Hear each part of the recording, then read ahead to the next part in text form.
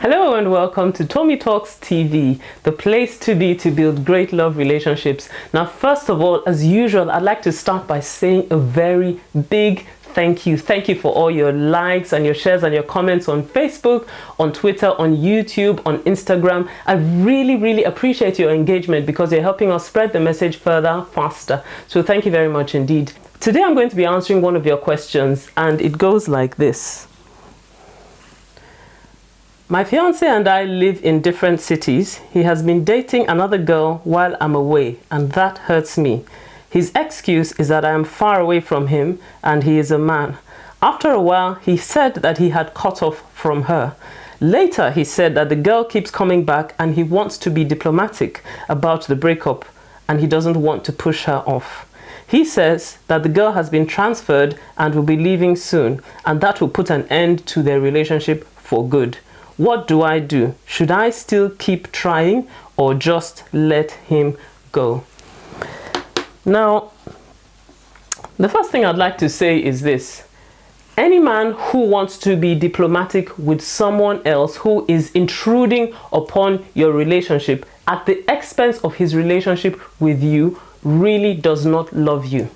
That's the reality. It doesn't matter what he says. It doesn't matter how, all the wonderful things he says about your relationship and all that. If he is prepared to be diplomatic with someone else and he cares so much about not hurting her, but yet he's hurting you, he really does not love you. So that's the reality that you have to face in the relationship. The second thing is this. You see, circumstances do not make a person unfaithful. It is a lack of conviction that makes a person unfaithful. Conviction is simply an inner why, a reason that you give yourself on the inside that will make you do certain things and make you not do certain things regardless of the circumstances in which you find yourself. So it is not circumstances that make a person unfaithful. A person is unfaithful because they have an unfaithful heart. In other words, in their heart, they have not settled a strong enough reason to be faithful. And that's the circumstance in which you find yourself. So even though he's saying, well, the reason why he's unfaithful is because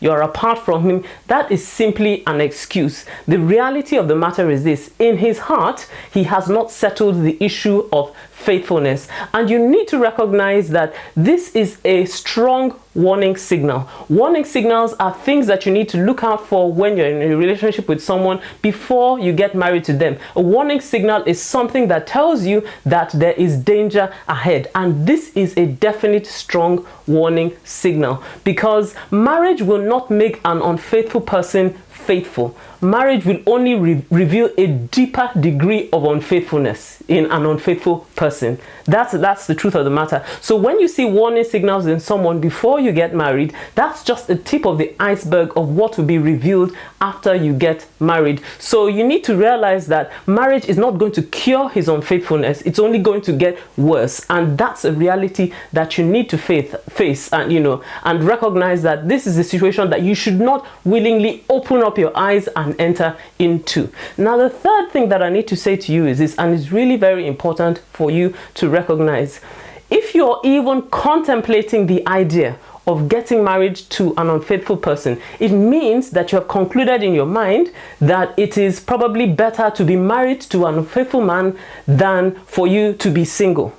You see, and think about that for a moment. If you think that you are better in a relationship with an unfaithful man than you are on your own as a single person, then it simply means that you have lost sight of the worth and the value that God has placed on your life. Because you are so valuable, you're so precious in God's eyes. There is so much that you have on the inside of you. And first of all, you need to value that. Because you see, until you value yourself as a person, until you recognize that you are valuable, you cannot really add value to someone else's life. You see, the Bible even says, it says, love God and love your neighbor as you love yourself. So you need to love yourself first before you can effectively love somebody else. So what I'm saying is this: recognize that you should be loved and treated with respect and with worth and with value. You ought not to be in this sort of situation. And now that you found yourself in this sort of situation, the sooner you break up the relationship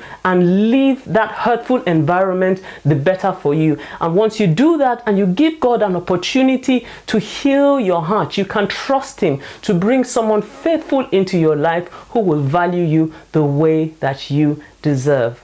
Well, I hope this has helped you. If this has helped you, then please leave me a message on Facebook, on Instagram, on Twitter, on YouTube, or wherever it is you're watching this. And if you've got a question you would like me to answer, then head on over to tommytalks.com/ask and I'll answer your question next time. See you next time. Bye-bye.